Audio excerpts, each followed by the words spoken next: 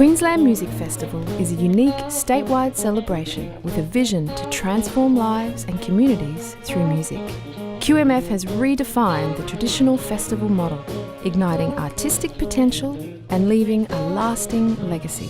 No other organisation mounts large-scale projects of such high quality with, by and for communities.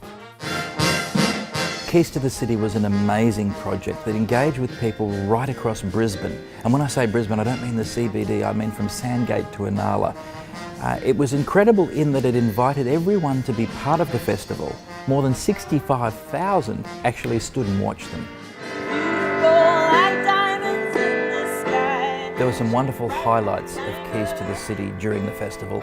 We went to Lady Salento Children's Hospital and we entertained the kids and the staff. It was just wonderful to be able to get together centred around music and centred around the Keys. I just love music because of the way it brings people together. It's therapeutic and it's the easiest instrument and it's just the best. Of course, in 2015 we're celebrating 100 years since the birth of the Anzacs. But it's actually 101 years since the start of the Great War. We decided we wanted to acknowledge our servicemen and women from that date right through until today, hence our project 101 years. It was important to me that this project included members of the community, members of our Defence Force and some very special visitors. Those special guests are the Saxon Wind Philharmonic, one of the greatest wind symphonies in the world. And to invite them, of course, musically was fabulous, but it was also quite symbolic, and I think quite moving for all of us that were there. It's an honour for us to be a part of this project, to be here in Australia, our first time, and to play with all these wonderful musicians. This was an immersive experience. It wasn't a concert, and something that was designed to and really did move people.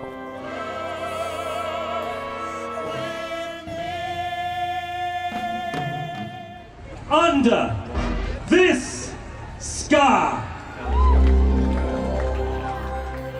One of the biggest things Queensland Music Festival does are our large-scale community engagement projects. Well, the largest of those we've ever done is in Logan in 2015.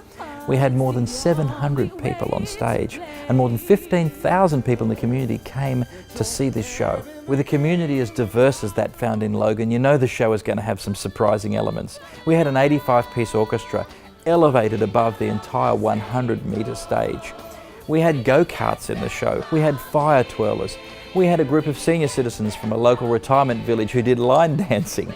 I think it's really important to be able to give everyday people, no matter where they come from, an opportunity to step on a stage and to share their story and to do it really proudly with the support of a whole organisation behind them. It's really, I love it.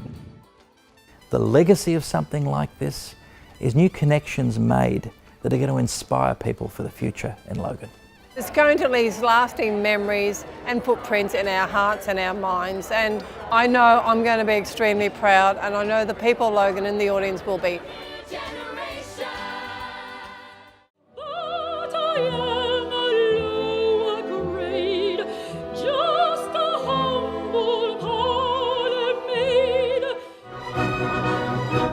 Well, you only have to have a look out in this paddock, where it used to be sheep and cattle, is full of people. I mean, how big a spectacular can you get than that? The opportunity to pull together a whole group of people to do something like this, to bring it all to a paddock and make it work is just incredible. I love the whole event. I love community events. I love Upper Queensland being involved in events that really bring the whole community together. As an artistic director, you try and do something different every festival, but some things are just too good and you've got to do them again. Well, that was our flying tours. We've come together to really see a lot of Queensland and give a lot of our music to regional and remote Queensland. It was fabulous to see Emma Pask and the John Morrison Trio go from Boona to Birdsville and thrill audiences with their Latin jazz and soul. Of course, they did workshops in schools everywhere they went, as well as the evening performances. And we've found this really engages the whole town. Coming through and passing through small towns and meeting all the young students who are playing music and studying music, being able to show them that this is what we do for a living and perhaps if this is their passion too, then they can follow their dreams and do the same thing. For the second part of our flying tours, we sent Ian Cooper, the violin virtuoso, and Amber Hammond on the piano to the north, and they went from Burketown to Palm Island. Well, the concert at Palm Island was absolutely incredible. I invited the kids onto the stage because it's all about the children, isn't it? They're great dancers and they're great singers, and they were fascinated by the piano and they were equally fascinated by the violins. It was wild and it was crazy and it was beautiful, and I'll never forget it. One of the wonderful things about Queensland Music Festival is when we visit a place a number of times and we get to see the growth and the building in capacity in that place. I don't think that's happened anywhere more than Mount Isa. Tonight, we've seen our own local people joining with world-class professionals. This is what the Queensland Music Festival has done for our city. I think the most important thing for us is it's a sense of community, a sense of unity, and you're here with like-minded people. We also had some wonderful musical collaborators for Mount Isa Celebrates. Gordon Hamilton came with members of the Australian Voices. We had members of the Queensland Symphony Orchestra. And of course we had the wonderful Sean O'Boyle, who came all the way from New York to come and conduct the Symphony of the Inland Sea for its premiere performance. It was just an incredible event over a couple of nights that showed what Mount Isa can do. And I think not only to the rest of the world, but I think a lot of Mount Isa people were there and going, wow, is this what we can do? We've got our own symphony orchestra. It was fantastic. The Cape York Instrumental Program is an ongoing part of the festival. And for the last 4 years, we've had music programs across the campuses of the Cape York Academy in Arakoon, Hopevale and Cohen. The young students hadn't seen saxophones and trumpets and trombones. And so first as we opened them up, you know, their eyes lit up and they're going, gold, gold. We had an instrumental program in our brief. We had no idea how to get it going. And then QMF come along and boom, you know. I do intense training with these students. So I sit in, I teach them how to read.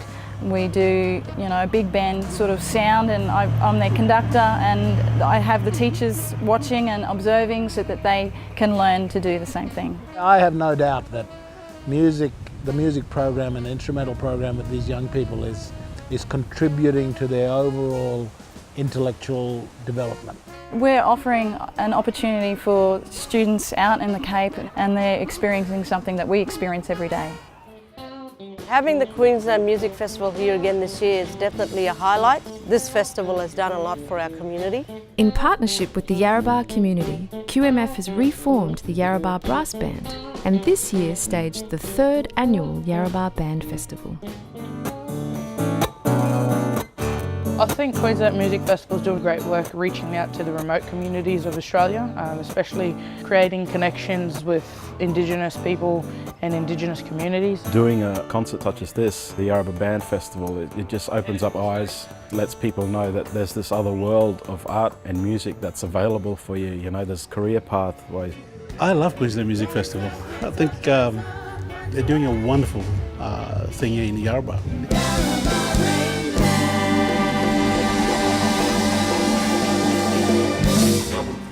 Music is fundamental to the human experience, and QMF uses the power of music to unite us and help us find our voice. Join us for our next festival in 2017. We want to hear your story and your song.